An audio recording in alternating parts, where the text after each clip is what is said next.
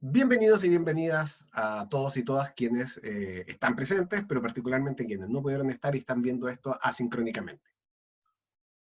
Estamos comenzando con la segunda sesión de Taller de Desarrollo Cognitivo 1, y lo principal que tenemos que hacer este semestre, esta clase de hoy, es abordar dudas o consultas que haya respecto de la clase asincrónica que ya todos y todas vieron, ¿cierto? ¿Hay alguien acá que no la haya visto? Yo no la he visto, pensaba verla ahora después de la clase central. Ya, perfecto. Siempre la idea es hacerlo al revés. Ver primero la clase y luego llegar acá con dudas y consultas. Pero lo que yo siempre digo, si no alcanzaron a ver la clase por alguna razón, no se abstengan de entrar, ¿ya? Pero para el caso, lo que yo voy a hacer ahora es que voy a revisar esa clase bien raudamente, deteniéndome solamente en aquellos puntos en los que ustedes me pidan que yo me detenga. Así que les voy a compartir pantalla en 3, 2, 1 y vamos. ¿Dónde está la pantalla que quiero compartir? Acá está. Compartir.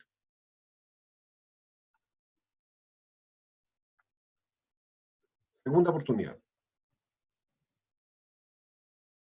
Zoom me acaba de decir que la pantalla que estaba tratando de compartir no es válida. ¿Qué significa eso? No lo sé. Intentaremos otra vez. Y ahora sí. ¿Están viendo el PowerPoint?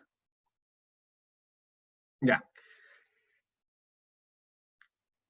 Esta clase busca responder a esta pregunta. ¿Qué se necesita para estudiar exitosamente en la universidad?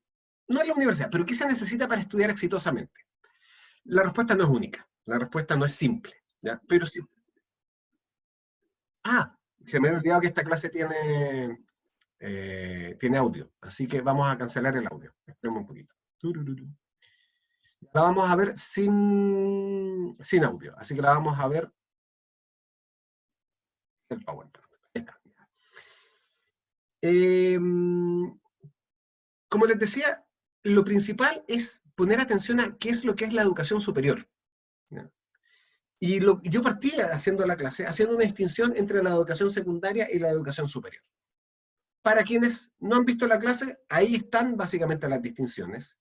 En la universidad la carga de trabajo es más alta, la malla es flexible, lo cual significa que uno no tiene que pasar todas las asignaturas de un nivel para pasar al siguiente. Y ahí es donde ustedes, sin duda, que han conversado con personas de otras carreras, que entraron a la universidad antes que ustedes, y que les cuentan que llevan 3 años en la universidad, pero todavía tienen un ramo de primero. ¿Por qué es eso? Porque no lo han aprobado, y eso es lo que permite la malla flexible. Las asignaturas de la universidad tienden a ser profesionalizantes y por lo tanto se refieren a una única disciplina. Acá ustedes encuentran un poquito de historia, pero no muchos ramos de historia. Acá ustedes encuentran algunos ramos de biología, pero no va a haber ramos de biología todos los años. A eso nos referimos con que las asignaturas sean profesionales. Y lo otro es que se espera que en la universidad el estudiante se autorregule. Por eso es que desaparece la figura del apoderado. No existe el apoderado. Porque nadie se tiene que apoderar de nada. El que se tiene que apoderar de su aprendizaje es el propio estudiante. ¿Ya? Ahora, me gustaría plantearles entonces una pregunta. ¿Están de acuerdo con esta distinción o hay alguien que agregaría algo? ¿Hay algo que falte ahí en las consideraciones acerca de la educación superior?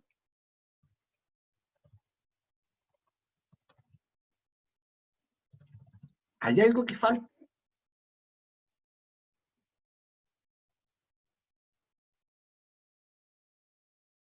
Parece ser que no, ¿cierto? El interés puede ser, ¿El porque, interés? o sea, al colegio no va porque tiene que ir sí o sí. En cambio, a la universidad. A la universidad, no, la universidad es optativa. ¿Sabes qué, Priscila? Tienes razón, tienes toda la razón. Formalmente, por lo menos, es así. Se supone que en el colegio están las personas obligadas, quieran estar o no. Y todos sabemos lo que cuesta ir al colegio. Y algunas personas no quieren estar en el colegio, pero tienen que estar por razones legales. Ahora bien, en la universidad se supone que la persona está ahí porque escogió entrar y porque tiene interés en desarrollar la carrera. Y se supone. Lamentablemente no siempre es así. En carreras como, por ejemplo, yo he conocido estudiantes de ingeniería que están en ingeniería no porque querían estar en ingeniería, sino porque les alcanzó el puntaje y lo que ellos querían estudiar era cine. Pero la familia les dijo que no. Y por lo tanto entraron en ingeniería obligados. Y claro, son personas que no tienen interés en la carrera y por lo tanto es muy difícil que la saquen. Hay personas que en cuarto año dicen, sí, yo no quería estar en esta carrera. Y yo siempre me quise cambiar. Y típicamente, ¿a dónde se cambian? A psicología. Psicología es una carrera que concita mucha atención y por lo tanto recibe a muchas personas que estaban en otras carreras y deseaban estudiar psicología, pero por distintas consideraciones, muchas veces económicas, no se atrevieron. Pero ya después enfrentados a la realidad de la desmotivación que implica estar en una carrera en la que uno no quiere estar, botaron la carrera por la borda y decidieron seguir su sueño, que era ser psicólogos o psicólogas, lo cual es bastante bueno. Pero eso no significa que todos y todas las estudiantes de psicología estén interesados en la carrera. Algo que yo critico mucho, mucho de la educación en Chile, es que, o mejor dicho, del sistema socioeconómico que existe en Chile, es que el profesional gana hasta 6 veces lo que gana una persona sin educación universitaria. Lo cual hace tremendamente atractivo entrar a la universidad. No tanto por la idea de desarrollar una carrera, sino porque se ve a la universidad como un trampolín socioeconómico. Es decir, si yo ingreso a la universidad, voy a sextuplicar el ingreso que tenían mis padres y por lo tanto voy a poder mejorar mi estándar de vida. Entonces, eso decanta en que muchas personas entran a la universidad no porque tengan interés en la carrera, sino porque lo que desean es mejorar su estándar de vida. Lo cual no es condenable per se, pero nos genera un estudiante que no está motivado por la carrera. Así que en ese sentido, atendiendo a lo que dice Priscila, que nuevamente lo reconozco como una realidad, es una realidad parcialmente, porque no en todos los casos es así. Bueno, al mismo tiempo, cuando hablo de la autorregulación, se espera que el estudiante o la estudiante sea autorregulada, pero no siempre es así. Pero como quiera que sea, la educación superior sí contempla o contiene desafíos que son distintos a los de claro, la educación secundaria. Ahora bien, ¿cuáles son los aspectos críticos, ¿ya?, del éxito académico en la educación superior? Nosotros trabajamos con un modelo que es el modelo de Dancer, un autor francés que plantea que son 5 los elementos críticos en el éxito académico, que son tener buenos procesos cognitivos sanos, tener conocimientos específicos que se requieren, lograr desarrollar técnicas o hábitos de estudio, administrar bien lo que se denominan las acciones de apoyo y ser metacognitivo o metacognitiva. Todo eso se explica en la clase asincrónica, pero lo podemos abordar sumeramente ahora. ¿Qué es lo que es cada uno de estos elementos? Lo primero son los procesos cognitivos, ¿ya? Antes de continuar, me gustaría preguntarles, ¿qué significa para ustedes cognitivo? Han escuchado la palabra antes, sin duda, pero ¿qué significa cognitivo?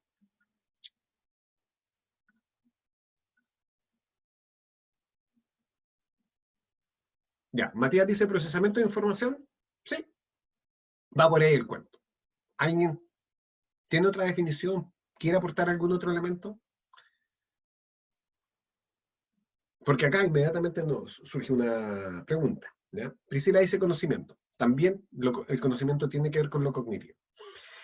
Matías dice procesamiento de información. Y sí, es bastante correcto. Ahora, los computadores procesan información. ¿Ustedes dirían que los computadores tienen cognición? Pueden decir que sí, ¿ya? Un computador procesa información. ¿Significa eso que un computador es cognitivo? Priscila dice que no. Y en general, yo puedo pensar que sí. Yo, Alejandro Fernández, podría pensar que sí. Pero da lo mismo lo que piensa Alejandro Fernández. Lo importante es cómo se entiende el concepto en términos generales y se entiende como lo plantea Denise. La cognición es cualquier operación mental que ejecutan no a las personas, sino que a los seres vivos. Un perro también tiene cognición. Un pulpo tiene cognición. Ya si entramos en el terreno de los insectos, es difícil pensar en que allá adentro hay una cognición. Pero sí vamos a entender que existen operaciones mentales. Todo aquello que tenga mente tiene cognición. Y esas operaciones mentales que hacen, como decía Matías, procesan información. Y si yo proceso información del mundo, ¿ya? Yo, por ejemplo, yo les conté que tengo un hijo que tiene 2 años, que en este momento está durmiendo, ¿ya? O lo sacaron a pasear, una de dos, porque no lo escucho, ¿ya? Y es raro que no lo escuche. Y la cosa es que cuando uno ve crecer a un niño, uno va viendo cómo eso va ocurriendo, cómo se va procesando información acerca del mundo y cada vez ese procesamiento se hace más complejo. O sea, yo ni les cuento lo que yo sentí cuando yo me di cuenta, cuando mi hijo tenía menos de un mes, que era capaz de seguir un objeto con la vista, que yo le puse una pequeña frazada roja y él la seguía con la vista y hacia donde yo la movía, él la miraba. Y era como, ¡oh! Es capaz de fijar la vista. Eso es procesamiento de información. Y el procesamiento de información, ¿qué genera? Genera conocimiento acerca del mundo, como decía Priscila. Así que así es como se conectan todos estos temas. ¿Qué es al final la cognición? La cognición es el conjunto de todas aquellas operaciones mentales que permiten procesar información y que generan conocimiento acerca de sí mismo o acerca del mundo. ¿Se dan cuenta? Acabamos de generar grupalmente una definición de cognición. Esto es el coaprendizaje. Pero bien, como dice la lámina acá presente, los procesos cognitivos se pueden dividir en básicos y superiores. Los básicos son comunes a todos los vertebrados. Y los superiores son, hasta donde sabemos, exclusivos del ser humano. Los animales tienen un razonamiento, ¿ya? Tienen un razonamiento que es básico, pero se puede estudiar en condiciones muy, muy experimentales. De todas maneras, sabemos que razonan, pero no razonan de manera tan variada como nosotros los seres humanos. ¿Ustedes han visto alguna vez un perro llevando un tronco, cómo choca con la puerta?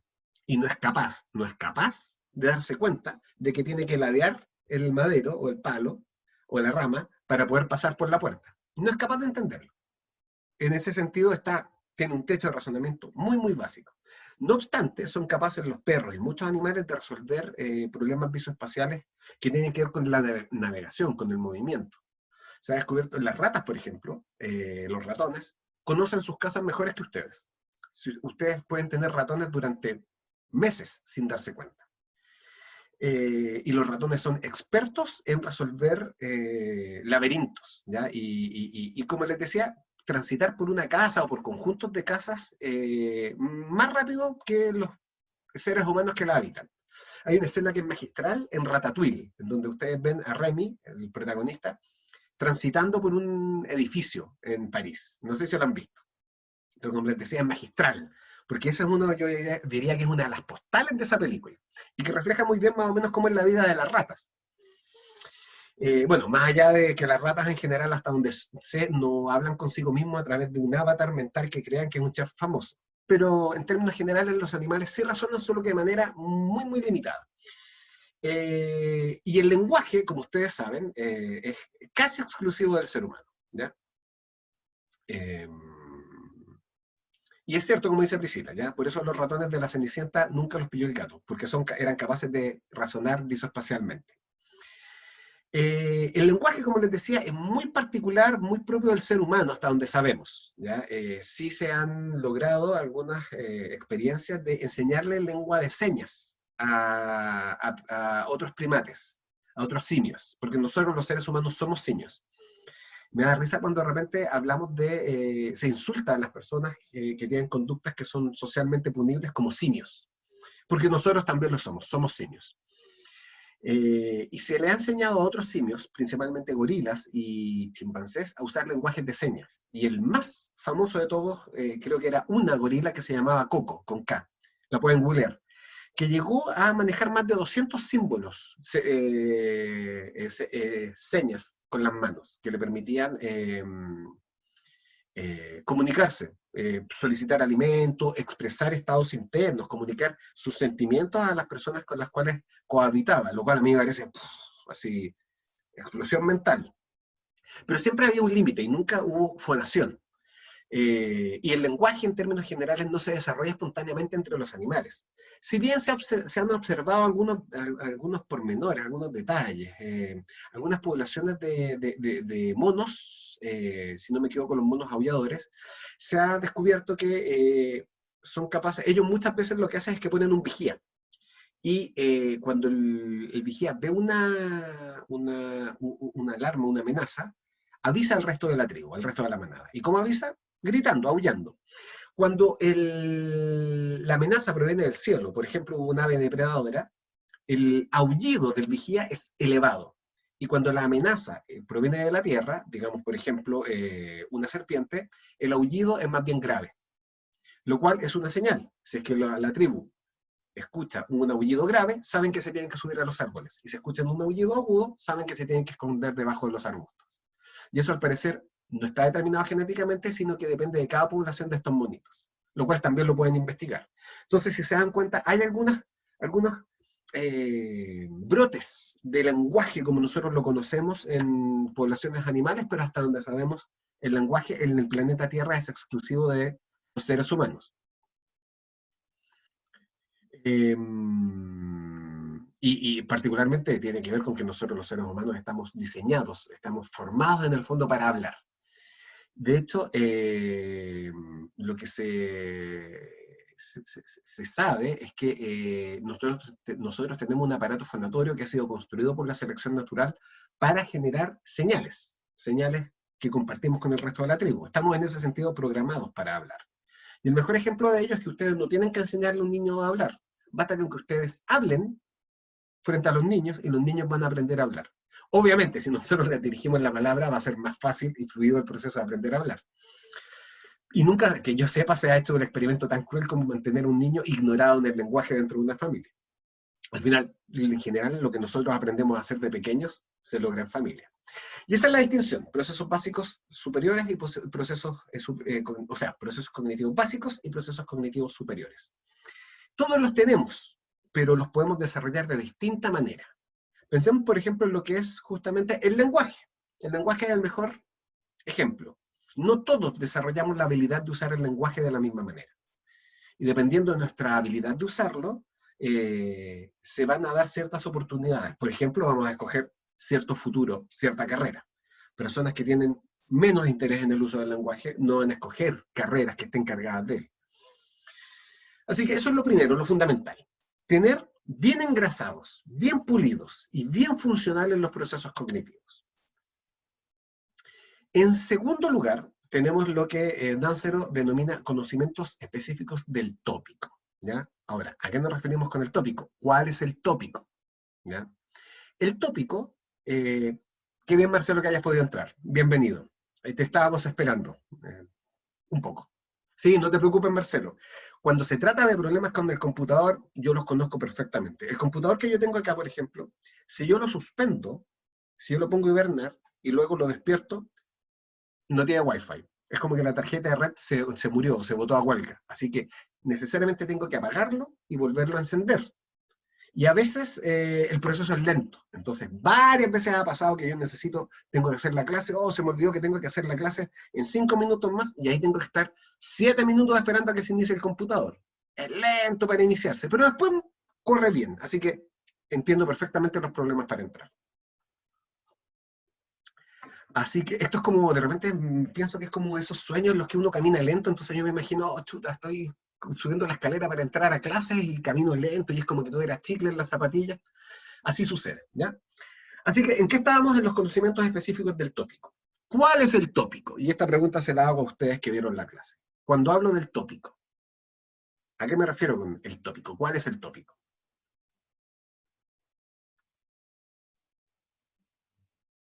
¿O qué creen que es el tópico? ¿A qué me refiero yo con el tópico?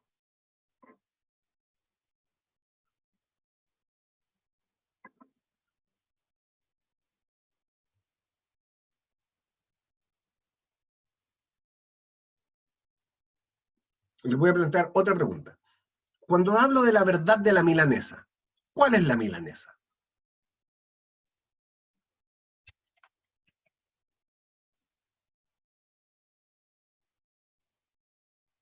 ¿Hola? ¿Se escucha?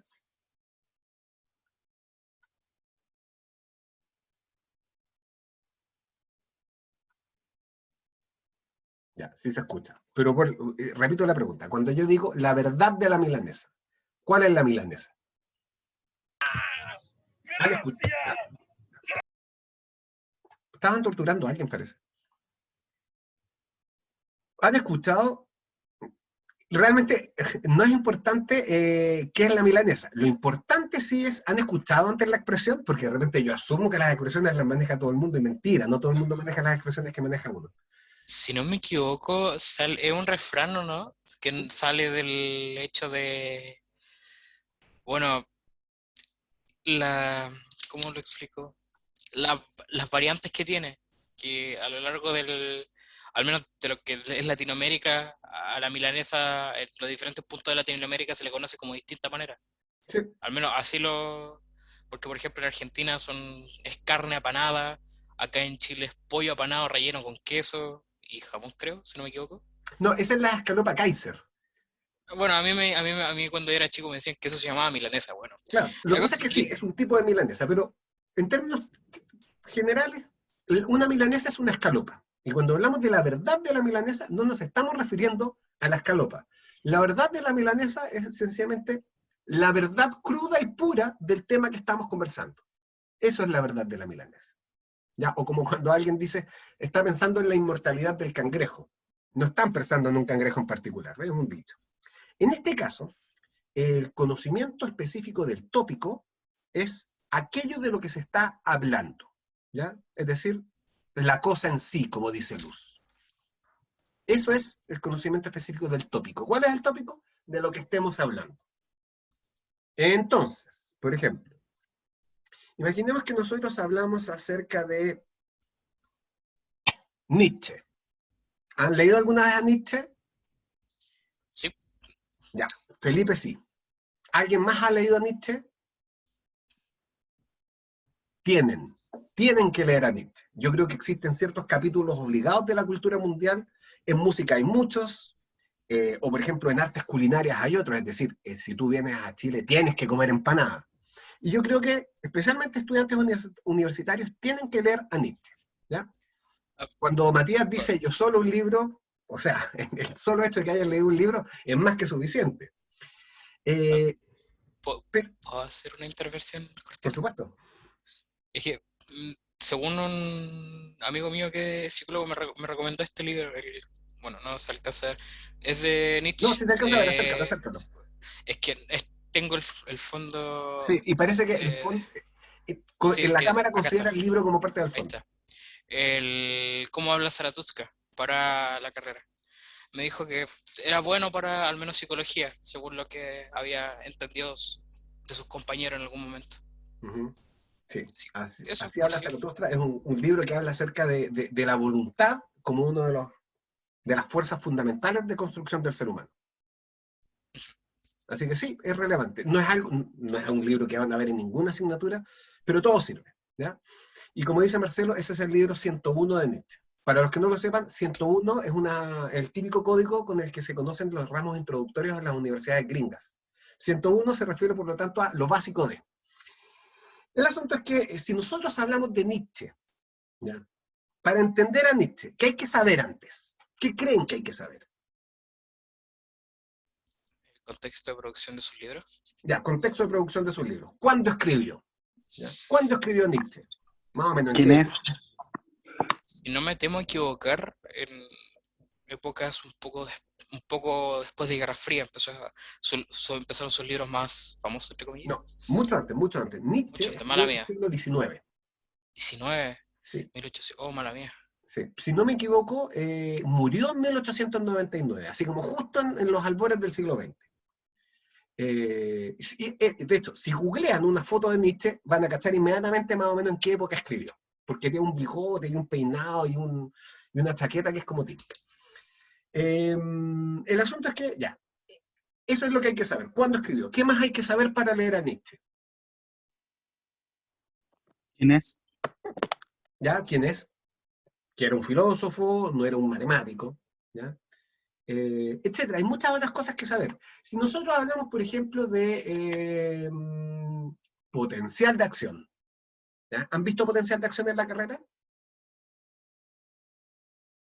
Creo que por el momento no. ¿Ya? ¿Alguien sabe lo que es el potencial de acción?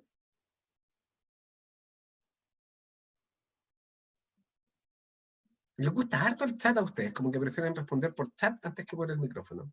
Espero que no sea porque no me gusta cómo se escucha mi voz, porque no pueden escapar de su voz. Yo odio cómo se escucha mi voz, pero ¿qué le voy a hacer?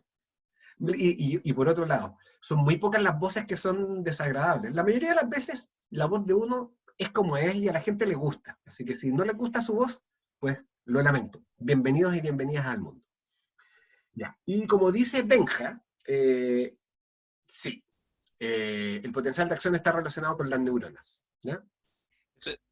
Marcelo está Ok. respondiendo lo anterior. ¿Qué es lo que le motiva al autor a escribir? Eso es válido para cualquier autor, ¿cierto? ¿Por qué escribe? Profe, ¿Sí? Dígame. creo que el potencial de acción era, bueno, recuerdo haberlo visto en biología y era como cuando uno recibe un estímulo, el proceso y la reacción en realidad es como todo el proceso desde que se recibe un estímulo, cómo se desarrolla y cómo después la consecuencia que trae, por decirlo así. No la consecuencia. Ya. Es solamente el mecanismo por el cual se transmite electricidad a través de la neurona. El potencial de acción es un mecanismo. Pero en el fondo sí, Valentina, es lo que tú describías, salvo lo de la consecuencia. Al potencial de acción no le interesa la consecuencia de lo que hace. Ya, en una clase de potencial de acción, para entender una clase de potencial de acción, ¿qué hay que saber? ¿O qué creen que hay que saber?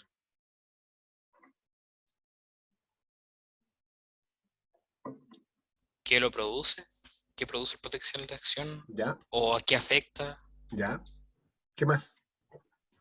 ¿Cómo funcionan los procesos neuronales?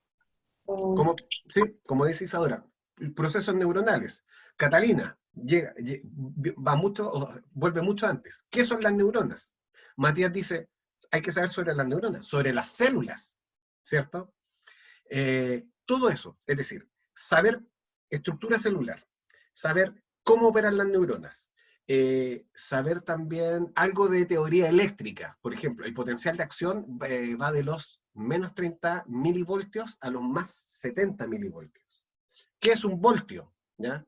Para poder imaginar más o menos cuánta electricidad es la que se produce. ¿Ya? No sé, no me acuerdo si son milivoltios o microvoltios. Por favor, googleenlo y búsquenlo para saber exactamente cuánto era. Pero estamos hablando de una cantidad de electricidad ínfima. ¿Ya? O sea, no pueden electrocutar a nadie con su pensamiento. Ténganlo claro. ¿Ya? Y el asunto es que el conocimiento específico del tópico es todo aquello que el sujeto sabe y que le permite entender de lo que se está hablando.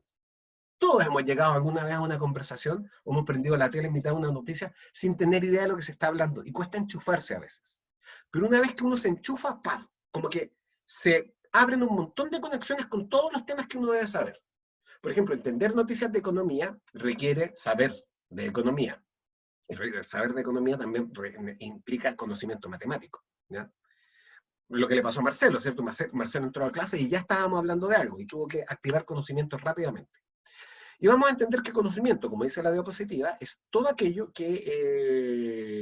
toda aquella información que es significativa, que es comprendida y que tiene una complejidad progresiva. Por eso es que está esa pirámide en donde nosotros vamos viendo cómo se pueden aprender, o mejor dicho, cómo se va desarrollando progresivamente el conocimiento de distintos tópicos, en donde yo les puse un ejemplo que tenía que ver con la evolución, si no me equivoco. ¿Era acerca de la evolución? Vamos a ver. Profe, aprovechando que estoy preguntando, son milivoltios. Minivoltios, milivoltios. Milivoltios ahí. Ya, perfecto. Y se supone que el impulso hace que generen hasta más 40 milivoltios, pero el umbral general es de menos 70 Eso. milivoltios. Era de menos 70 a más 30, más 40, ya. Más Límite 40 más 40. milivoltios. ¿Ya? Saber eso, o comprender eso, uno tiene que saber de teoría celular, de unos conocimientos básicos de electricidad. Claro, saber qué es lo que es un voltio. ¿Ya? Pregunta, que creo que está súper interesante. ¿Qué es un voltio? ¿Saben lo que es un voltio? Y no me digan que no han escuchado la palabra antes. ¿Qué es un voltio? es la medida de unidad de energía. Ahora, es cierto, pero la unidad de energía ¿de qué? Es decir, cantidad de energía, ¿Puedo? velocidad de la energía, ¿qué? es del potencial eléctrico, la fuerza electromotriz y la tensión eléctrica, si no me tengo que equivocar. Ya. Felipe, Creo. tú en el fondo avanzaste 40 años luz respecto de nosotros, porque en el fondo tuviste una definición que es bastante técnica, y sí, creo que es correcta. Es que trabajo con cables con mi papá. Ahí está, ahí está. Y todos sabemos de manera relativamente intuitiva, como decía Isadora, que tiene que ver con una medida de energía, particularmente de intensidad de energía. Si lo llevamos a un terreno bastante lego, la cantidad de energía que se transmite en una unidad de tiempo. Por eso sabemos que a mayor voltaje, mayor riesgo para la vida. Yo sí me puedo meter con una batería de 9 voltios. ¿Alguna vez se han puesto una batería en la boca de estas baterías de los juguetes? Y que da una corriente que es como que es un típico desafío, una prueba de carácter entre los niños, ponerse una pila en la boca. Claro, Yo sé no van cómo a queda hacer eso con... como un cosquilleo, ¿no? Como Es un como un calambrazo cosquilleo. chiquitito. Sí. Sí, sí lo hice varias veces cuando era chico. Eso es superar el desafío. Yo me atreví una sola vez, de ahí no quise más. Pero otra cosa es jugar con 220 voltios, ¿cierto? Pero, por ejemplo, saber eso, que es un voltio, aunque sea a nivel intuitivo, me sirve para entender de qué están hablando cuando hablan del potencial de acción. Así que tengan presente que ustedes les van a pasar el potencial de acción en la carrera dentro de este año. Y a veces cuesta entenderlo, pero piensen así, el potencial de acción es un mecanismo que se repite y que nos explica cómo se conduce la información a través de la neurona, y por lo tanto en el sistema nervioso. Pero bien, eso respecto a los conocimientos, ¿ya? Acá está el ejemplo, por eso no lo encontraba, está en la siguiente diapositiva, ¿ya? En el caso de la teoría de la evolución, para entender cómo opera la selección natural, es importante entender qué son las células. En un segundo nivel de complejidad, qué son los genes. Y en un tercer nivel de complejidad ya, cómo opera la evolución. Porque no entender esto impide que uno entienda bien cómo funciona la evolución. Muchas personas creen que la evolución es un proceso que optimiza a los seres vivos y que por lo tanto nos transforma a nosotros, los que existimos hoy en día, en seres necesariamente más complejos y más valiosos que los que nos precedieron. ¿Cierto? Nosotros entendemos que somos necesariamente más valiosos que los dinosaurios, pero no es así.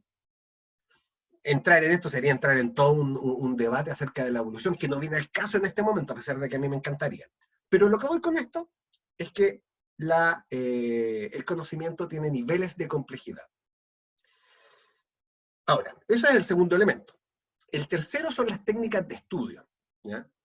Que como sale acá son conjuntos de procedimientos que abordan el proceso de adquisición y organización de información nueva, su retención y el afrontamiento de evaluación en la educación formal. Son aprendidos, ¿ya? ¿Ya? Las técnicas de estudio son procedimientos aprendidos y que demandan esfuerzo, como por ejemplo subrayar. ¿Ya? ¿Quiénes acá estudian subrayando el texto? Yo. ¿Ya, Priscila? ¿Alguien más? Yo igual a veces, ¿Ya? depende. Varias personas, varias personas. Ahora, ¿dónde está el esfuerzo en subrayar? Si realmente yo encuentro que no requiere esfuerzo, si llegaría a ser una línea. Un niño de 2 años lo puede hacer.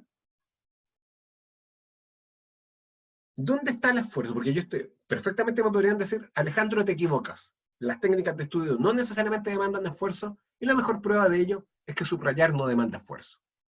El identificar como qué es subrayar y qué no. Sí. Como bien dice Isadora, como bien dice Benja, como bien dijo, parece que por ahí Valentina, es la selección de información, discriminar qué se subraya y qué no, ¿cierto? Hay personas que subrayan todo. Y claro, y no es que realmente crean que todo es importante, pero el subrayar les ayuda a poner atención. Ok, las técnicas se utilizan de distinta manera, pero ahí está el esfuerzo, ¿cierto? Yo cuando estudiaba subrayando, yo subrayaba, no les voy a mentir, 30 palabras por página, cuando mucho. Entonces yo solamente subrayaba lo esencial. Y claro, o sea, me demoraba mucho en decidir qué subrayar y qué no. A veces tenía que leer la página 2 veces. Ya, esto sí, esto sí, esto sí, esto sí. De hecho, hoy en día cuando yo escribo un mail, muchas veces lo que hago es que destaco en negrita lo esencial del mail, cosa que pueda ayudar a una persona a leer rápidamente el mail. Porque hay 2 lecturas para un mail. La lectura rápida que uno hace, y la lectura detallada. Muchas veces uno se queda con la lectura rápida y ahí es donde uno confunde las cosas. Pero no siempre hay tiempo para leer todo con detalle, especialmente los mails más largos. Por eso yo creo que ese subrayado es como un ese ennegrecido es como un presubrayado para el lector. Y en general, las técnicas de estudio son generales, valga la redundancia, pueden aplicarse a muchos contextos. Subrayar, por ejemplo, se puede aplicar a aprender a manejar cuando uno tiene que estudiar las leyes de tránsito, a aprender física teórica, a aprender psicología. ¿Ya? El contexto no es tan específico para el caso de las técnicas de estudio. Y en ese sentido, como decía yo en la clase, hay tipos. ¿Ya? Esta lista no es exhaustiva, es decir, no incluye todos los casos que existen. Porque no hay una lista finita, no existe una cantidad única de técnicas de estudio y no hay más. Esta es solo una clasificación. Están las de memorización, está la lectura comprensiva, está el uso de tarjetas. ¿Ya? ¿Alguien acá usa tarjetas para estudiar? Es decir, el típico uso de las tarjetas es que por un lado se escribe un concepto y por el otro lado una definición. Y lo que uno hace típicamente es que saca al azar luego de haber estudiado una tarjeta y lee la definición y uno tiene que adivinar cuál es el concepto, que es en el fondo como jugar pasapalabras. ¿Alguien lo hace? Yo lo escribo en un cuaderno. Ya, Al menos no son tarjetas, pero lo hago en un cuaderno. Felipe es una adaptación. Matías dice, yo quiero usar esa técnica. Javiera dice, yo uso la técnica de las tarjetas. Quizás Javiera no necesariamente con tarjetas físicas, se pueden utilizar dispositivos electrónicos para esto, pero la idea es básicamente esa, ¿ya? Esa es una técnica de estudio. Está también la imaginería visual, que consiste en cuando uno está estudiando algo, imaginárselo, ¿cierto? Por ejemplo, una muy buena forma de entender el psicoanálisis es a través de una metáfora hidráulica. ¿Por qué? Porque el psicoanálisis plantea que existe algo así como energía psíquica, que la psiquis tiene energía y que se va acumulando, y que hay que liberarla de alguna manera. Que cuando esta no se libera, genera trastornos psicológicos. Esa es la idea básica del psicoanálisis. Y que por lo tanto, para poder liberar esa tensión acumulada en muchos casos, hay que analizar los elementos de base de la conducta, que están en el inconsciente. Esa es la idea básica. Entonces, imaginarse el aparato psíquico como un sistema hidráulico funciona. La preparación de evaluaciones, por ejemplo. Alguien acá, cuando estudia, se imagina o trata de anticiparse a qué preguntas va a haber en la prueba.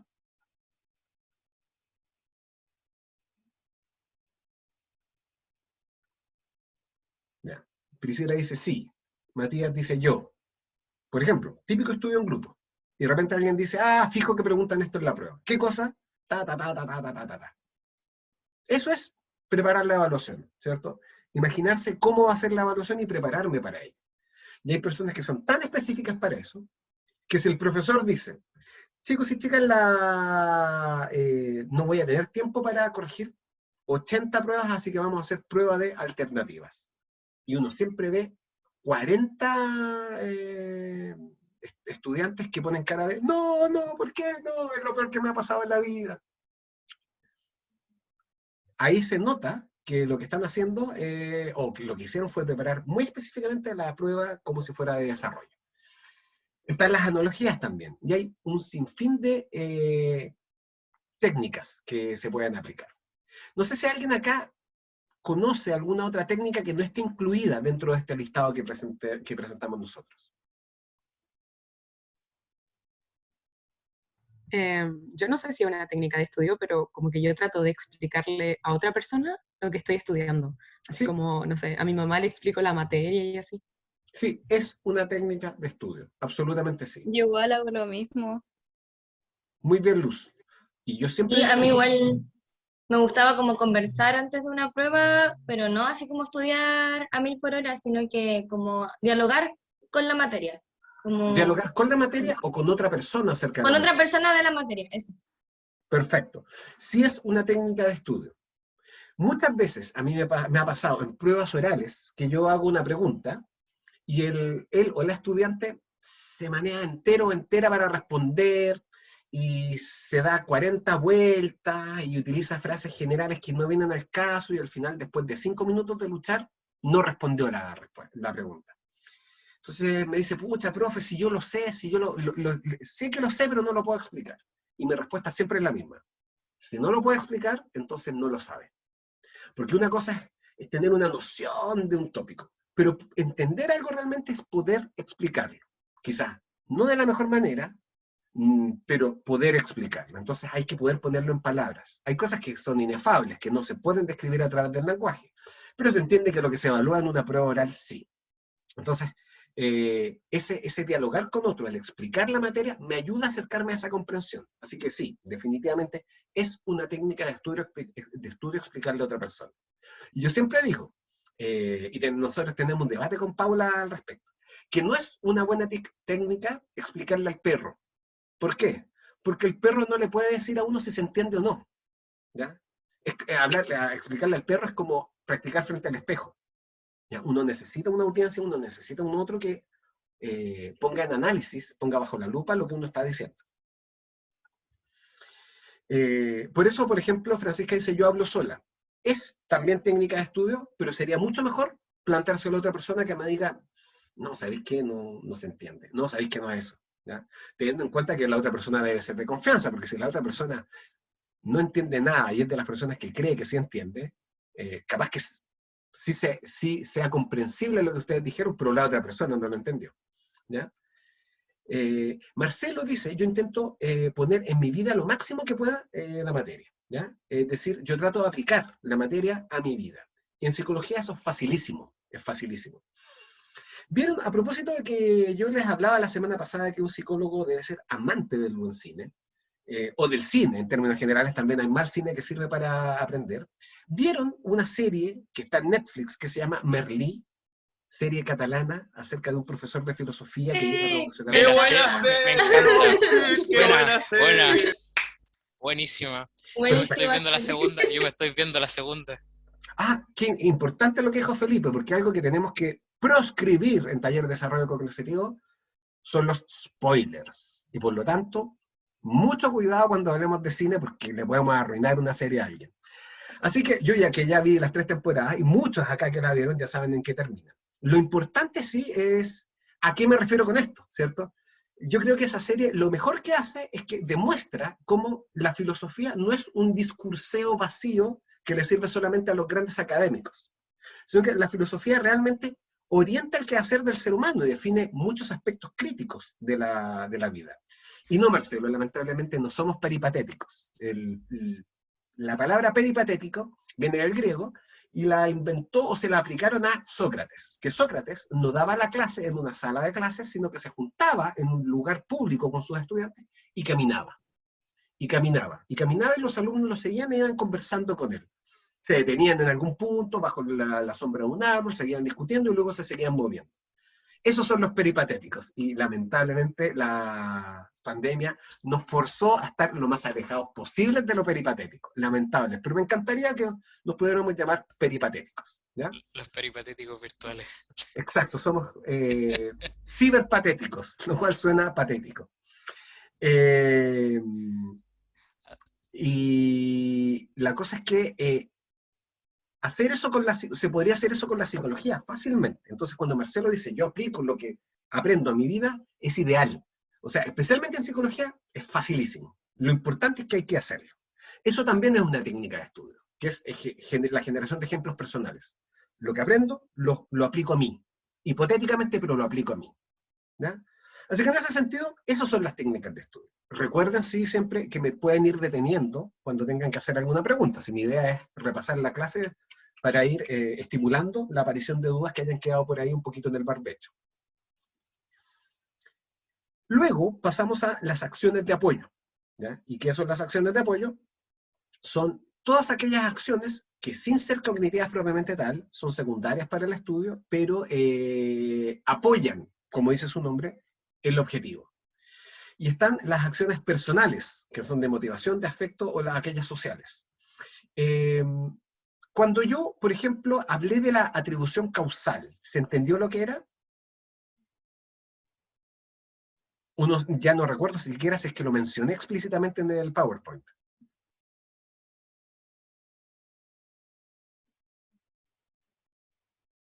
me da la sensación de que todos en este momento están como piolitamente tratando de escuchar la clase a ver si lo dije, de qué se entendió. Pero ¿qué es la atribución causal? No, sí lo dijo, profe. Perfecto. Gracias, Priscila. ¿Qué es la atribución causal? Nosotros los seres humanos, ¿ya?, tenemos una noción automática con la que funcionamos en el mundo, que es la causalidad. Nosotros entendemos que los eventos del mundo son causados por otros. Y no podemos evitarlo. Siempre entendemos que las cosas ocurren por algo, ¿ya? Los antiguos, y algunas personas todavía yo creo, pensaban que el volcán hacía erupción por algo. Bueno, efectivamente los volcanes hacen erupción por algo, pero como no sabían por qué, tenían que buscar la explicación. Y la explicación la buscaban en los dioses, en la tierra, o a veces entre ellos. Tú enojaste al volcán, así que te vamos a tirar al volcán para apaciguarlo. Eso es atribución causal. Y nosotros siempre le atribuimos causas a las cosas, a los eventos. Y la atribución causal es importante en el estudio. Se ha observado, y creo que lo dije en el PowerPoint, que el buen estudiante tiende a atribuir sus éxitos a su esfuerzo personal y sus fracasos al entorno. Mientras que el mal estudiante o la mala estudiante tiende a hacer lo opuesto. Sus éxitos los atribuye a la fortuna.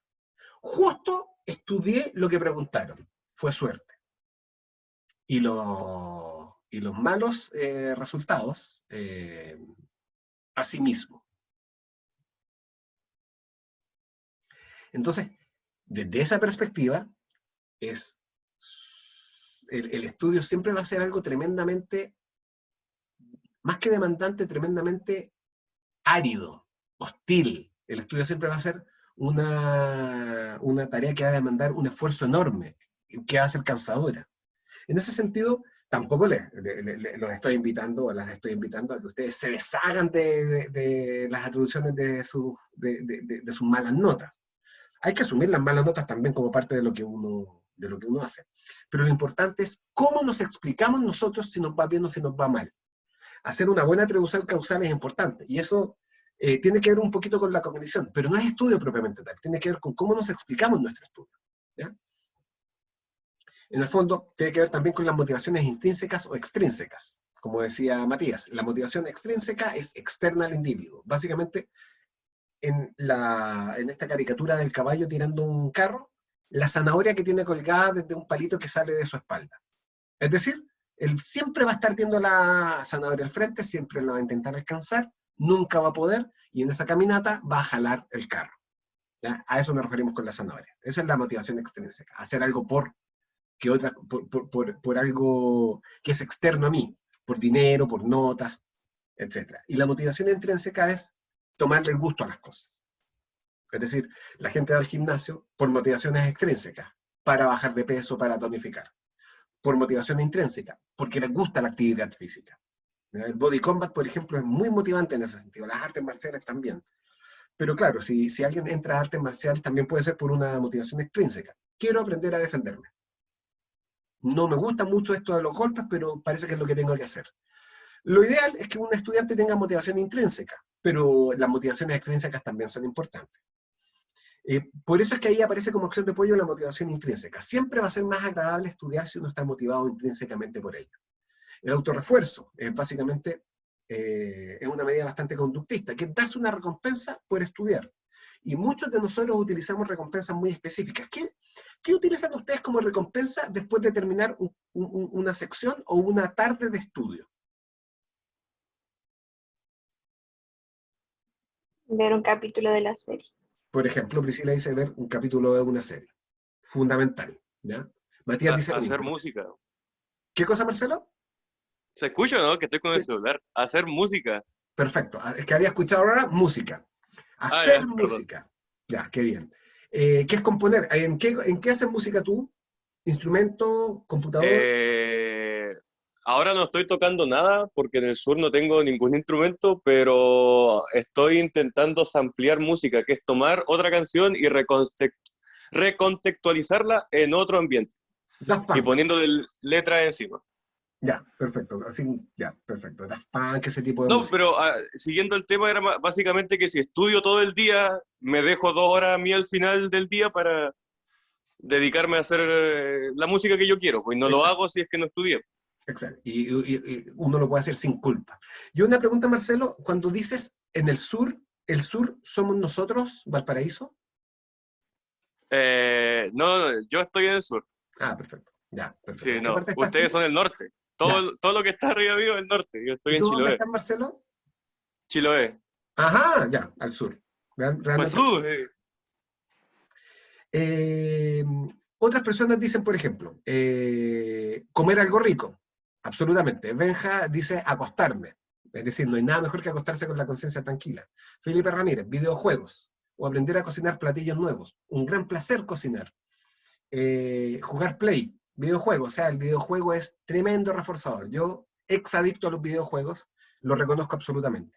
Yo por eso me tengo que mantener alejado de los videojuegos o puedo perder el norte. Lo cual es bastante triste, pero ya tendré oportunidad, ya crecerá mi hijo, jugaremos videojuegos y no le prestaré el control. Pero eso es el autorrefuerzo, eso es. El afecto, control emocional.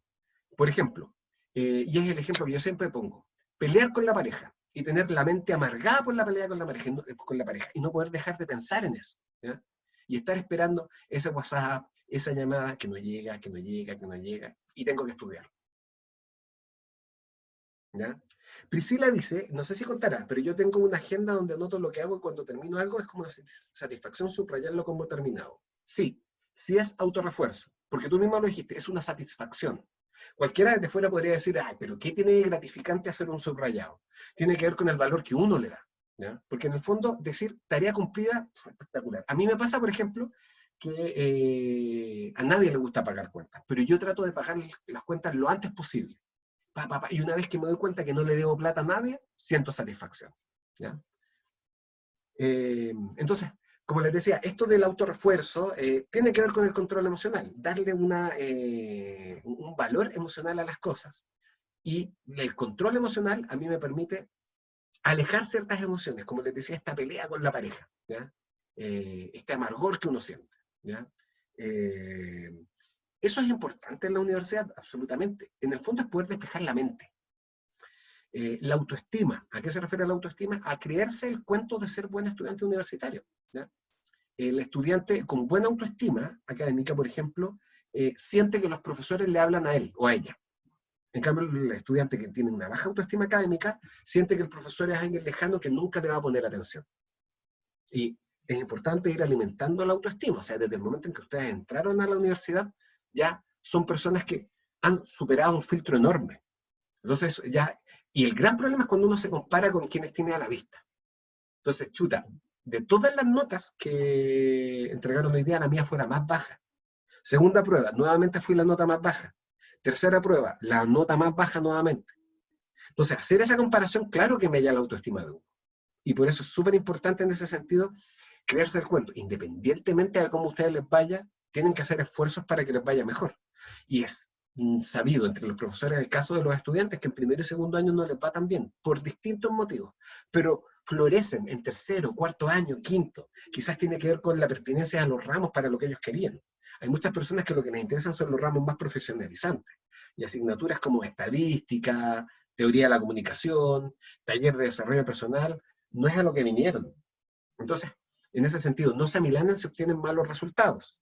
Siempre vayan alimentando su autoestima académica en términos de estoy aprendiendo, estoy superando etapas, ¿ya? Por ejemplo, Javiera dice, a mí me pasó con el ACRA. ¿En qué sentido? ¿Qué fue lo que te pasó, Javiera?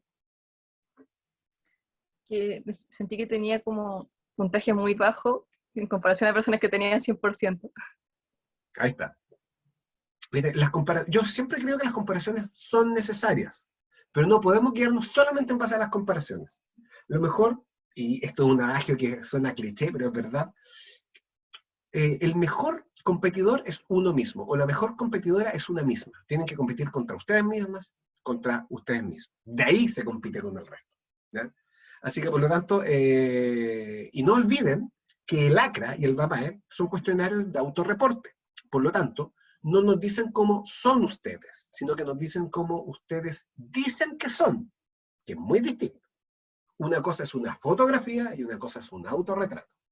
No lo olviden. Y en psicología, si bien en psicometría, Si bien la analogía es una analogía interesante, no existen las fotografías. La fotografía es objetiva, relativamente objetiva, y un cuestionario, un test psicométrico, de ninguna manera es objetivo.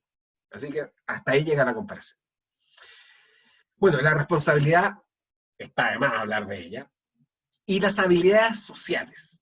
¿Ya? ¿Por qué creen ustedes que están las habilidades sociales ahí como acciones de apoyo?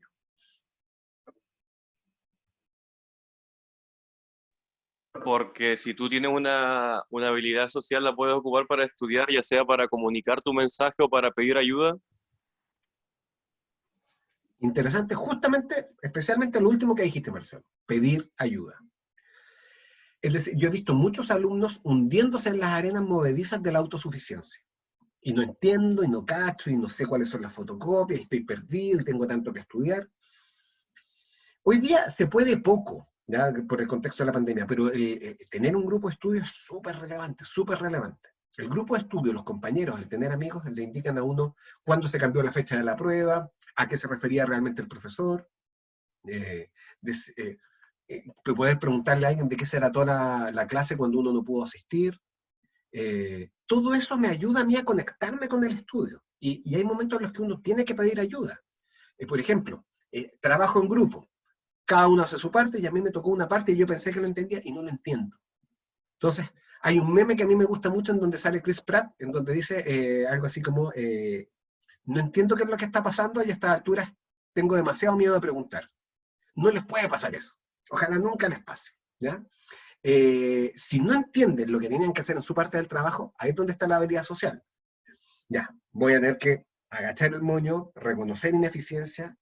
Oye, compadre, oye, comadre, ¿sabes qué? No entiendo mucho qué era lo que tenía que hacer, se me fue la onda, yo pensé que cachaba, no voy a alcanzar a hacerlo, tú me puedes ayudar. Hoy día tú rasca mi espalda, yo mañana rasco la tuya. Ahí es donde está la importancia de las habilidades sociales, que como bien dice Matías, nos permiten también intercambiar información, ¿ya? Vayan pensando ustedes, ¿ya? Yo vi el foro de presentación que ustedes plantearon, y ustedes hablaban mucho de que consideraban que el curso era buena onda. Ya había habido algún tipo de interacción, que asumo que es por WhatsApp, y veo que todos los cabros, que todas las cabras son buena onda. Vayan pensando en eso de esa manera. Ustedes piensen un poquito que ustedes son como una especie de tribu en primer año. ¿Ya? Es como una tribu, imagínense que ustedes son seres que fueron creados de la nada y fueron asignados a una tribu. Y como tribu tienen que sobrevivir juntos. La gran diferencia en que la tribu realmente tiene que sobrevivir, acá en psicología, en una carrera universitaria, el éxito de uno no afecta al éxito del otro, y viceversa. Pero sí se pueden ayudar. Piensen ustedes en una tribu y están todos y todas en la misma. Así que por lo tanto, no tengan miedo de pedir ayuda, ¿ya? Un poquito esto de yo rasco tu espalda y mañana tú rascas la mía, es una muy buena máxima para sobrevivir a primer año, ¿ya? Como dice Marcelo, si no se entiende algo, no dudan en preguntar. Siempre se va a intentar ayudar. Si yo creo que si hay algo que une a todas las personas que entraron a estudiar psicología es que tienen vocación de servicio, que les gusta ayudar o hacer el bien sin mirar a quién. Espero que sea así. Entonces, también están todos los otros elementos más bien espaciales que tienen que ver con generar un espacio, ¿ya? Que sea útil, fértil para el aprendizaje, ¿ya? Y una que es crucial y que ya abordaremos en su momento es la distribución del tiempo. Y que en general yo he observado que, no sé si el chileno o el ser humano es muy malo para distribuir el tiempo, mejor dicho, para calcular tiempos, ¿ya? No sé si les pasa que les cuesta calcular la hora y por lo tanto siempre están llegando atrasados a todos lados, atrasados o atrasadas.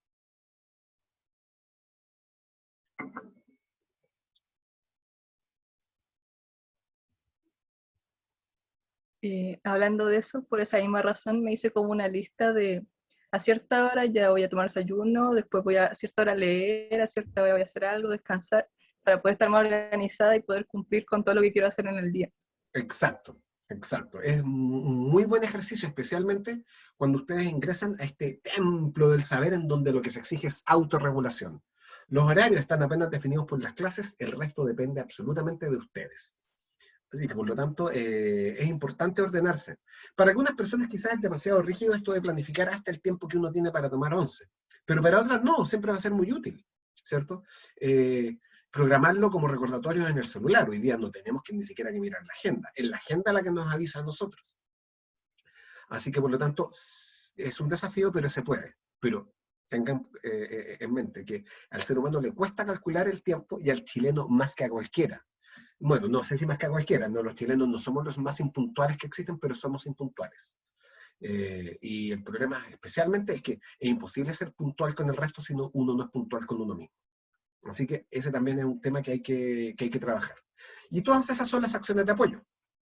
Y finalmente viene el tópico que yo creo que es más complejo dentro de taller de desarrollo cognitivo. Pero antes de abordarlo, me gustaría leer lo que puso Matías, que dice: yo planifico todo lo que debo hacer, pero en un horario específico, que era un poco lo que yo decía.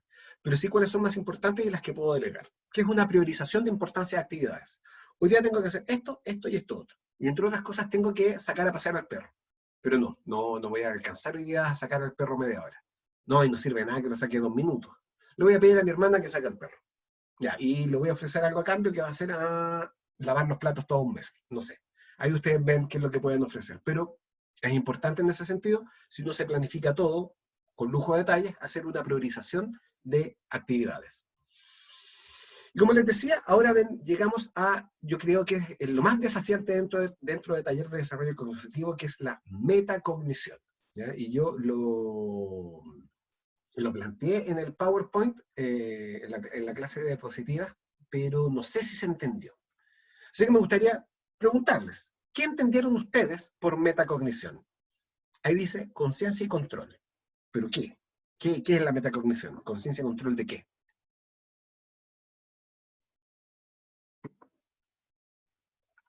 No entendí la metacognición.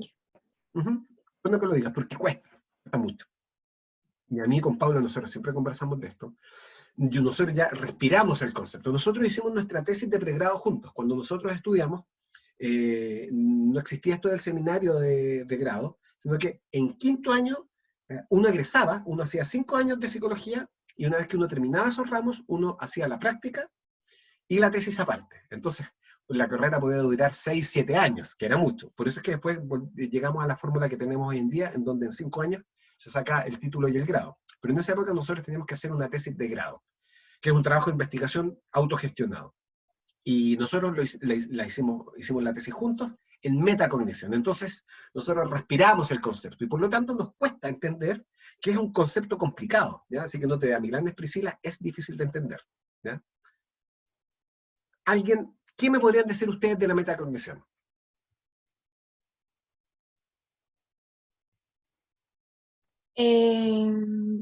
Creo que, o sea, quizás me arranqué un poco, pero por ejemplo, el prefijo que tiene de meta es como algo de, como la función metalingüística en el lenguaje,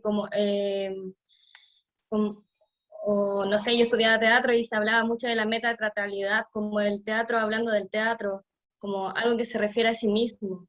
Exacto. Isadora no podía ser más pertinente, porque justamente eso es, ¿ya? Cuando tú hablas del metateatro, del metalenguaje, a eso se refiere ese meta, que es cuando algo se vuelca sobre sí mismo. El metalenguaje es un lenguaje que nos permite hablar del lenguaje. El metateatro, por ejemplo, un muy buen ejemplo de metateatro sería una obra de teatro que se trata de actores montando una obra de teatro. Sí. Eso sería metateatro. La cognición, nuestras operaciones mentales, se pueden dirigir a cualquier objeto del mundo. En este momento ustedes me están cognosciendo a mí, porque la imagen que ustedes tienen de mí acá en el Zoom se transforma en fotones que llegan a sus ojos. Esos fotones perturban la retina genera potenciales de acción, es decir, conducción eléctrica que llega al núcleo lateral del tálamo, y de ahí a la corteza visual primaria, y se forma una imagen, y hay una serie de eventos, y ustedes en el fondo tienen una idea de mí. Y ustedes pueden completar lo que no ven. Ustedes, por ejemplo, imaginan que yo tengo piernas, a pesar de que no las ven, ¿cierto? Podría ser que yo no tuviera piernas, pero uno asume que lo que ve acá no es todo lo que existe del sujeto que uno tiene al frente. Ustedes, hay toda una cognición que ustedes hacen de mí. Percepción, atención, memoria, e imaginan cosas, ¿cierto? Por ejemplo, cuando yo hablo de mi hijo, yo asumo que ustedes asumen que mi hijo es real, que yo no lo estoy inventando, que no soy una especie de loco delirante que inventa un hijo para generar temas.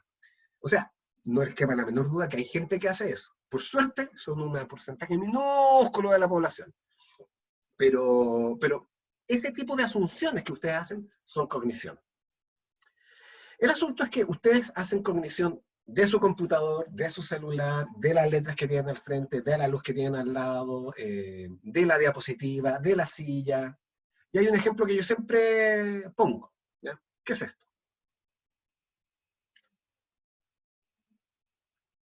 ¿Lo vieron? ¿Me ven? ¿Qué es esto? ¿Qué cosa es? Es un auto de juguete, ¿no? Ya, un auto de juguete. ¿Y de qué color es? Amarillo con Amarillo con verde. Tenía blanco, parece. ¿Mm? Negro. Ya, exacto. Es cierto lo que decían, amarillo con negro. Martí incluso habla de flamas, ¿ya? ¿Cómo saben que es amarillo? O verde, o que Lo tenía vimos. flamas. ¿Ah? Porque lo vimos. O sea, y el concepto de amarillo que tenemos todos. A menos que alguien sea daltónico. Ajá. Y Priscila, sí, porque lo vieron, pero no lo están viendo ahora. ¿Tenía ruedas? ¿O tiene ruedas? ¿Sí? ¿Sí? Ya. ¿Cómo saben que tiene ruedas si ya no lo están viendo?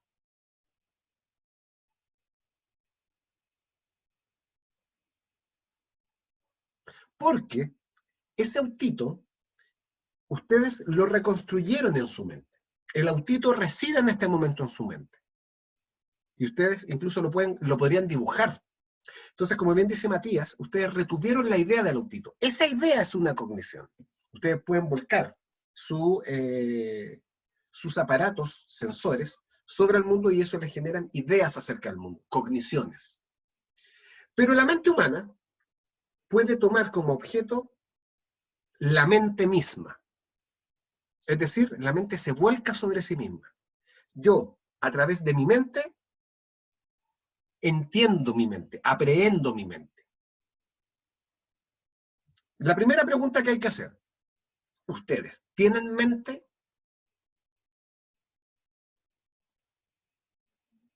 ¿O son autómatas? Priscila dice, supongo que sí. Y Isadora asume que sí. ¿Pero qué se refieren con que asumen que sí? ¿Hay alguna posibilidad de que su mente sea una ilusión?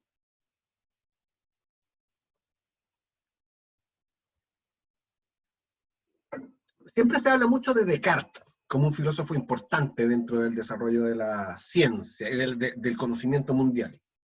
Descartes planteó el famoso pienso luego existo, que viene como anillo al dedo en este caso. ¿A qué se refería Descartes cuando decía pienso luego existo? A que existe porque piensa y si piensas porque existe. Sí, y estoy de acuerdo, y lo que tú dices es correcto, pero no sé si la descripción que tú dijiste, Priscila, describe realmente o le ayuda a entender a otros a qué se refiere con eso de pienso luego existo. Dice que sabe que existe porque puede pensar. Y no podemos dudar de que existimos si estamos pensando, o si estamos dudando. Exacto, y esa es la duda cartesiana, que es fundamental en la obra de Descartes. Nosotros perfectamente podríamos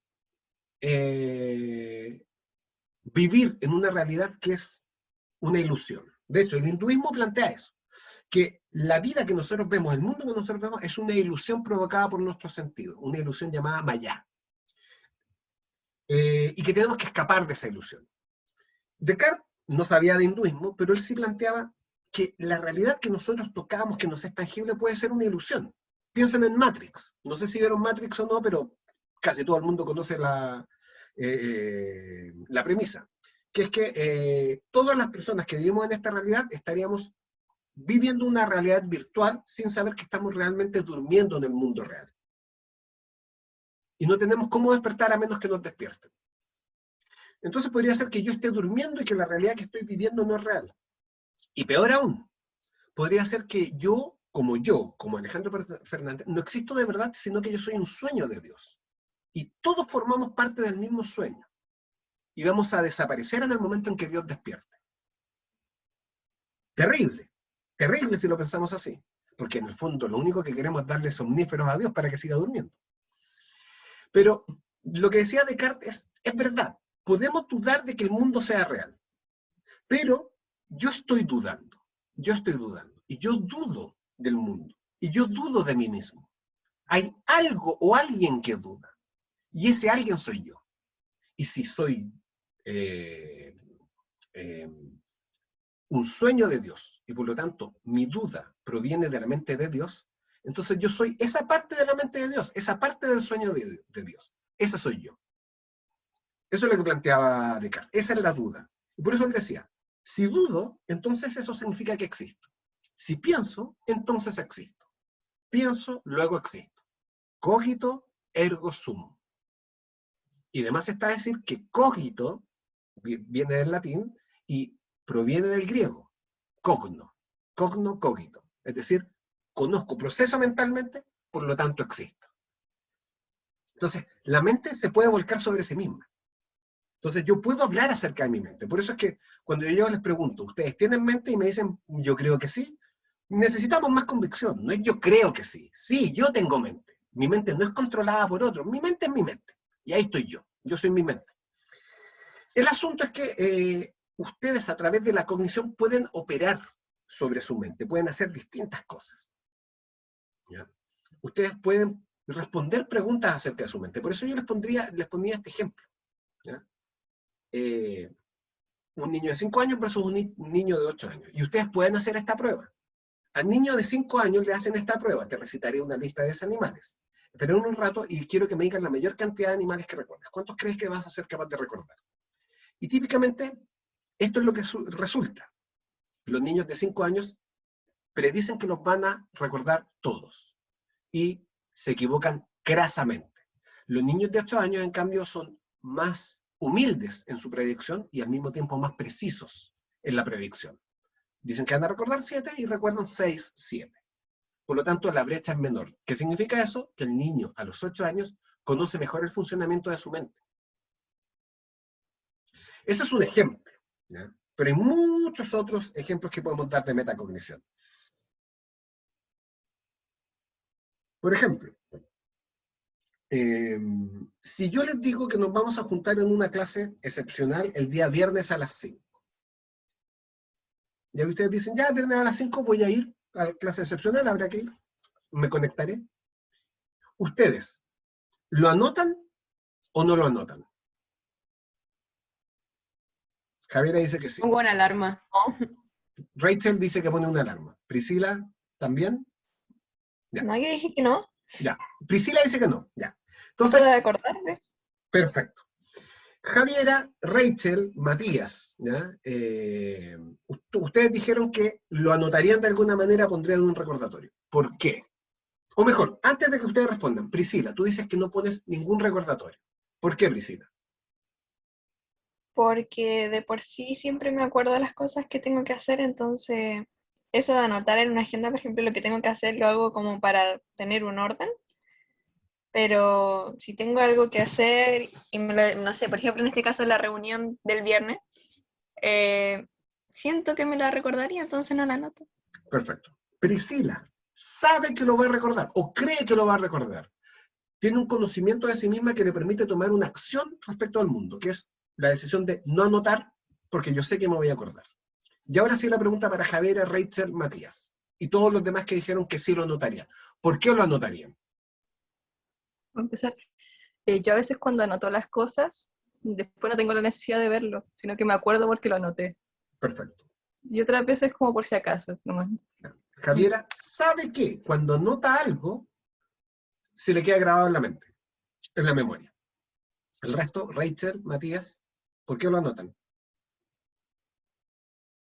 Porque como que siempre va a estar el recordatorio ahí y lo voy a recordar más porque ya lo anoté, igual que la Javi, porque está anotado, es como, no sé, es como un instinto que tengo a anotar las cosas y ya saberlas, como que está Perfecto. pendiente en mi cerebro. Ya. El conocimiento que ustedes tienen respecto de ustedes mismos y ustedes mismas les lleva a tomar una decisión, a generar una acción que es acorde a vuestra propia forma de ser. ¿Ya? Entonces Felipe dice, yo tengo mala memoria, y sé que tengo mala memoria, por lo tanto lo voy a tener que anotar. El gran problema son las personas que tienen mala memoria, pero tienen tan mala memoria que anotan el compromiso y luego se olvidan de mirar la agenda, que a mí me pasa.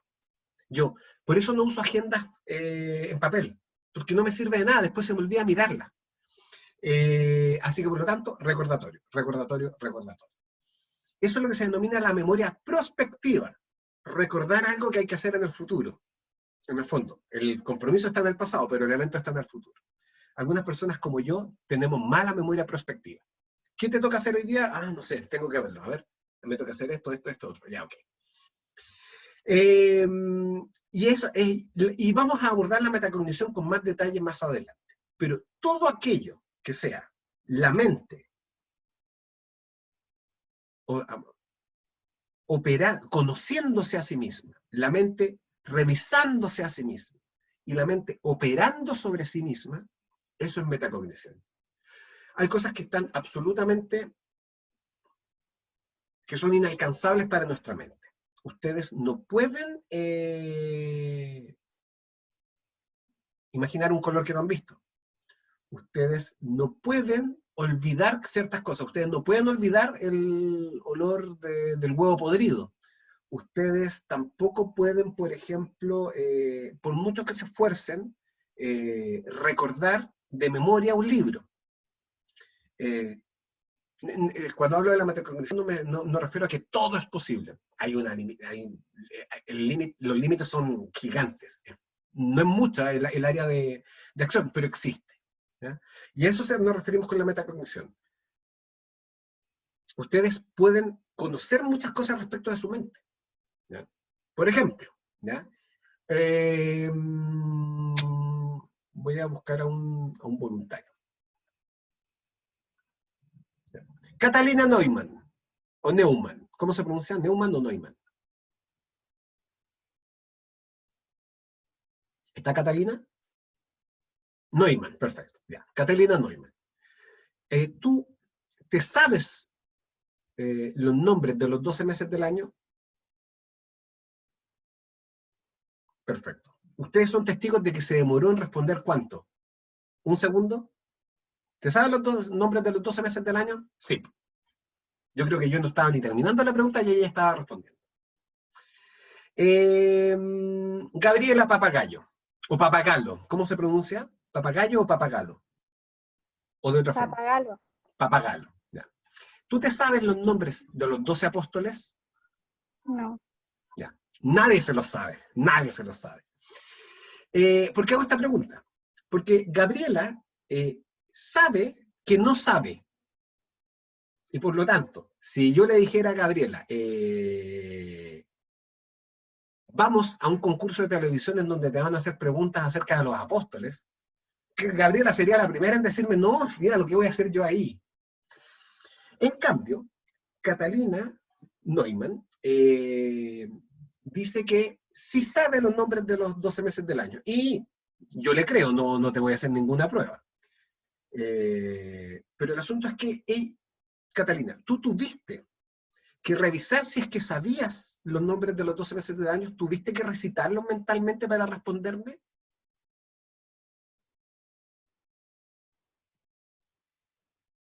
Exacto, fue automático. Sabes que lo sabes, no necesitaste analizar ese conocimiento. Es como que nosotros tuviéramos una gran biblioteca mental y viene nuestra propia mente, personificada en uno de los seres de Intensamente, viene Joy, de Intensamente, caminando a donde está el bibliotecario de la mente, y pregunta, ¿tiene usted el catálogo de los 12 meses del año? Sí, señor. Sí, sí, señorita. Sí lo tenemos. Fue eso. ¿Ya? El bibliotecario no tuvo que ir al estante y buscar el libro, buscar los 12 libros, no. Y lo mismo en el caso de Gabriela. ¿Tiene usted el catálogo de los 12 apóstoles? No, señorita. Ese libro lo pidieron y no lo devolvieron. Es como esa, básicamente, la metáfora. ¿Ya? Siempre piensen que la metacognición es un pequeño yo haciendo operaciones dentro de vuestra mente. ¿Ya? Intensamente, en ese sentido, nos entrega una herramienta muy interesante, una muy buena herramienta para hacer una gran metáfora respecto de cómo opera nuestra mente. Y yo y todos los personajes de Intensamente, que lo vamos a reducir a uno solo, este mini yo, no tiene acceso a todas las partes de la mente. Y volviendo un poquito al psicoanálisis, ¿a qué parte de la mente no tiene acceso el pequeño yo? Al inconsciente. Exacto. ¿Subconsciente? Al inconsciente. El subconsciente sí, pero el inconsciente no. El inconsciente no. Vale. Después van a tener más tiempo, especialmente en fundamentos epistemológicos, para hablar acerca del psicoanálisis. No es una teoría que yo maneje, no es una teoría en la que yo crea, pero la considero muy, muy entretenida y tiene algunas conclusiones que yo creo que son innegables, que sí, o sea, el psicoanálisis le hizo un gran favor al avance de la psicología. Yo creo que de repente se desbordó en muchos aspectos, pero sí en términos de lo entretenida que puede ser, sí, es muy entretenida. Y ahí van a tener tiempo para discurrir acerca de eso en fundamentos epistemológicos, ¿ya? Pero eso es básicamente el modelo de las estrategias de aprendizaje de Dancer. Ahora, lo más importante, y que es fundamental, y que con esto quiero terminar la sesión de hoy día, es ¿cuántas estrategias de aprendizaje existen?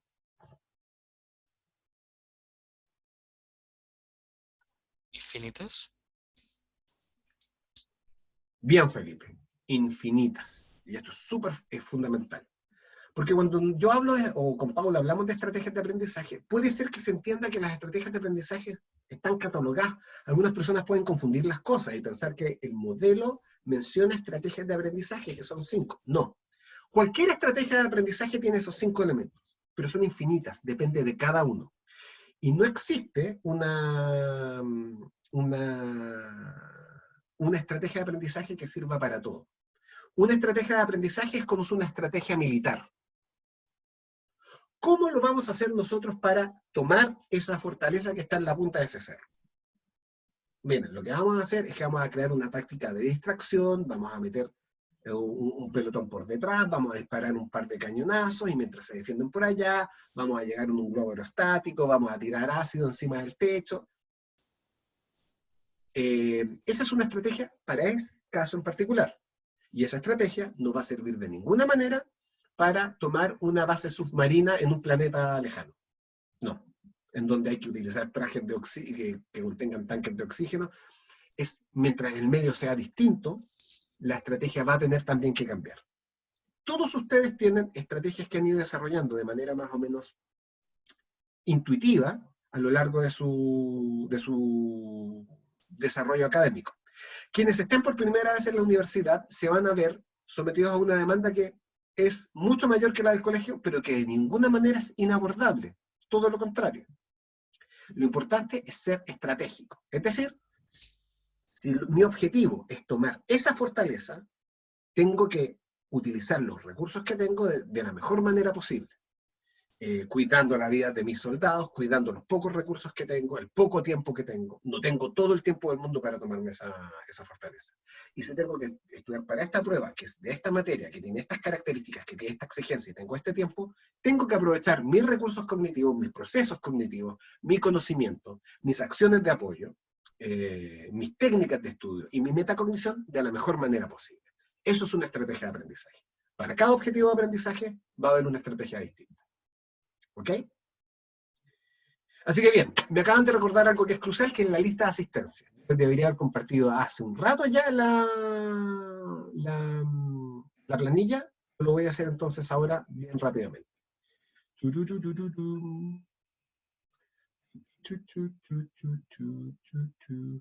¿Dónde tengo la lista de asistencia? Ya. Mientras que veo el archivo de la lista de asistencia, díganme si hay alguna duda, alguna consulta respecto de hoy. Si alguien se tiene que retirar inmediatamente, yo lo voy a dejar presente, o la voy a dejar presente, pero lo importante es que indiquen en el chat, Alejandro, me tengo que retirar. ¿Ya?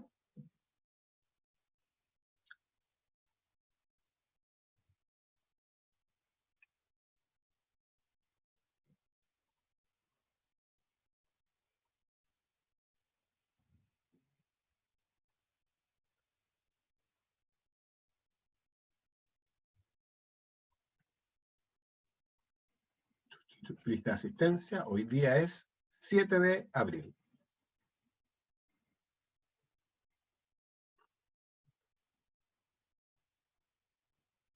Ya.